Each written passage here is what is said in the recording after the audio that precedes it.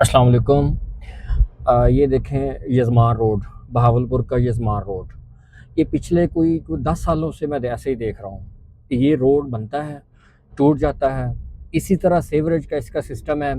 यही गाड़ियाँ, यही गटर, यही लोग, यही इंतज़ामिया, यही कमिश्नर, यही डिप्टी कमिश्नर, साला साल से ये पूरी मार्केट तबाह होकर रह गई है। ना इन लोगों का बेचारों का कोई पुरसाने हाल है, ना इन बेचारों को पूछने वाला है। ये देखें काली पुली से लेकर जैसे ही हम यजमान की तरफ चलते हैं, एयरपोर्ट की तरफ, इसको एयरपोर्ट रोड भी कहते हैं, तो ये कैंट के बिल्कुल पैरेलल चलता है ये वाला रोड। लेकिन इस कदर ये गंदा होता है कि ये पूरी मार्केट इस गंद की वजह से ख़त्म हो चुकी है। ना इन लोगों के पास कोई कस्टमर आता है, ना इन लोगों के पास कोई यहाँ कोई ऐसी सहूलत है कि ये ख़ुद पानी निकाल सकें।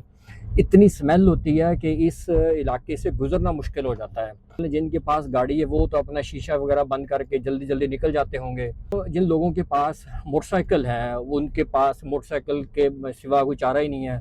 वो अपने छोटे छोटे मासूम बच्चों को बिठा के जब इस रोड से गुजरते हैं, कोई स्कूल जाता है, कोई मार्केट जाता है, कोई कहीं जाता है, तो ये वाला जो छप्पड़ है ना, इस तरह नज़र आता है कि जैसे ये रोड नहीं है, ये गंद का एक दरिया है, गंद की एक नहर है जिससे हमने गुजर के जाना होता है।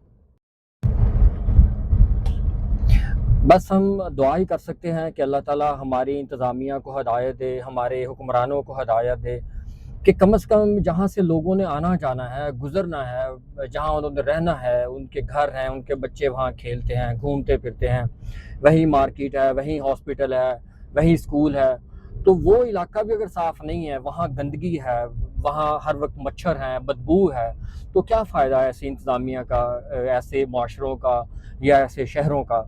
ये बहुत ही खूबसूरत और एक तारीख़ी शहर है बहावलपुर, और ज़्यादातर इसके हिस्से साफ़ सुथरे ही हैं।